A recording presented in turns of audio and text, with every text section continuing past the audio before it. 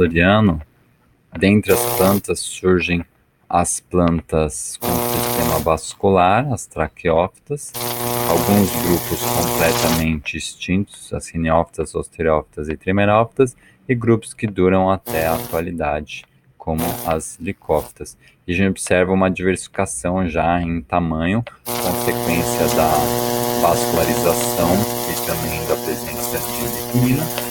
E nos mares, a vida dos vertebrados ainda está restrita aos mares. A gente vê peixes como os placodermes, que apresentavam uma carapaça cefalotorácica também, mas o resto do corpo era desprovido de escamas, nadadeiras pares bem desenvolvidas, e os acantódeos, que eram peixes que apresentavam apresentavam espinhas que antecediam as nadadeiras. Esses peixes eram pequenininhos, enquanto que os placodermes variavam bastante de tamanho e eram predadores vorazes.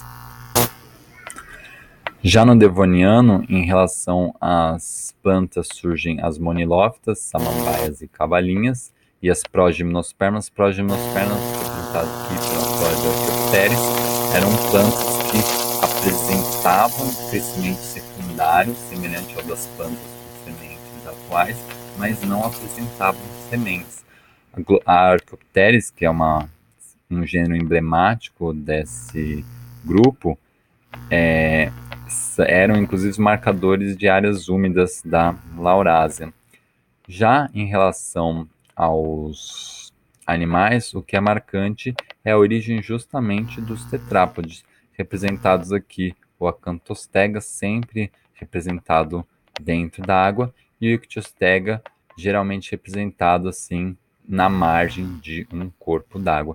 E é possível ver uma grande diversidade de peixes já no Devoniano. O Devoniano marca uma grande extinção em massa. Nessa extinção em massa desaparecem algumas formas de plantas vasculares, essas três representadas aqui, e formas de peixes, os tracodermes, placodermes foram muito importantes nos mares devonianos, se extinguem, assim como a Ichtyostegalea, que são os primeiros representantes dos tetrápodes. No Carbonífero surgem as pteridospermas e as acrogimnospermas, as plantas com sementes. Surgem também Temnospondyle e a Anthracossauria, grupos bastante importantes da fauna terrestre entre o Devoniano e o Carbonífero e parte do Permiano. E surgem também os amniotas, sendo que os grupos de plantas com sementes, as espermatófitas e os amniotas, são os grupos, respectivamente, de plantas e animais que conseguiram conquistar de forma efetiva, de forma plena, o ambiente terrestre. Inclusive, é possível ver, imaginar, especular, na verdade, uma relação entre esse avanço da flora em direção a áreas mais continentais e acompanhando o avanço de animais amniotas. No Carbonífero funde-se a Pangeia, então Laurásia e Gondwana se conectam, formando uma grande massa de terra, chamada de Pangeia. Com a formação da Pangeia, tem uma diversificação da flora. Então, na parte mais ao norte, a gente tem climas mais úmidos e quentes, favorece o desenvolvimento de uma flora tropical, enquanto que em áreas mais ao sul, a gente tem climas mais amenos e favorece o desenvolvimento de floras mais amenas, como por exemplo a chamada flora de Glossopteris, representada por esse gênero emblemático de uma das primeiras acrogimnospermas.